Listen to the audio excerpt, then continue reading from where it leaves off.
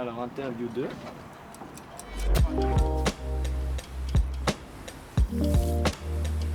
Je suis ingénieure en environnement depuis au final 2008 chez EDMS. Il y a un peu une continuité en fait entre mes convictions et mes engagements personnels et mes engagements professionnels. Donc c'est vrai que ça c'est intéressant. Après moi en tant que femme et en tant que maman, il y a aussi un aspect que je trouve très important, c'est de pouvoir concilier la vie privée et la vie professionnelle. Je suis à temps partiel depuis plusieurs années. C'est aussi le cas de beaucoup de mes collègues et je trouve que c'est quelque chose de vraiment important et on voit que finalement tout le monde est gagnant, l'entreprise, les employés. Et d'avoir un équilibre comme ça, c'est intéressant. On vit dans ce territoire évolue, on évolue avec. Et pour moi, c'était important de contribuer soit à son amélioration, soit à sa protection. Puis j'ai eu la chance de trouver une formation assez pluridisciplinaire, justement, dans l'aménagement du territoire et la protection de l'environnement. Et c'est vraiment quelque chose qui m'a plu.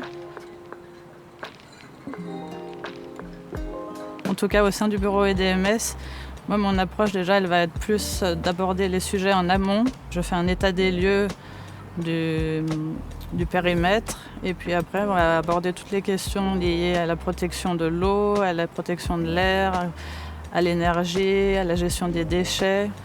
Donc après, c'est comment on intègre en fait un projet dans son contexte, comment on limite ses impacts. On essaye maintenant de s'approcher de construire de manière un peu bioclimatique en utilisant un peu le solaire passif, la lumière naturelle, en revégétalisant les toitures.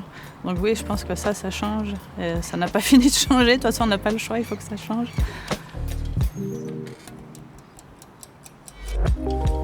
C'est vrai que le milieu d'ingénieur civil est très masculin, mais ça a tendance à changer puisque même au sein du bureau, maintenant il y a des ingénieurs civils femmes. Je pense que c'est important, on a notre mot à dire.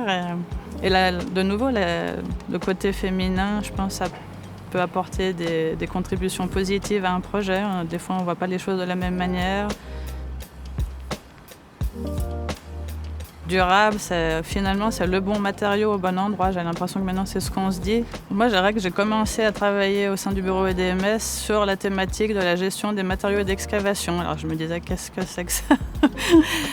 Et en fait, c'est un sujet très sensible sur le canton de Genève. Plus on pense à ces problématiques en amont, mieux c'est. On essaie vraiment à chaque fois d'approcher un projet en se disant alors comment on peut limiter son impact sur l'environnement ou comment voir on peut améliorer son contexte environnemental.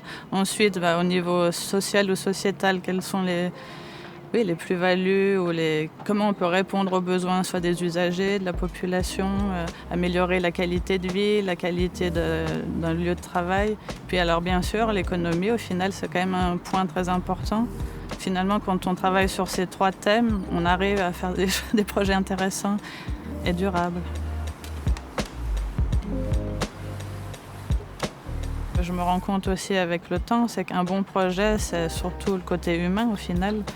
Et c'est vrai que l'échange oral, les discussions, l'explication aussi, parce que des fois on est dans notre domaine, tout nous paraît clair, mais pour celui d'en face, c'est pas du tout le cas. Donc il faut des fois aussi vulgariser.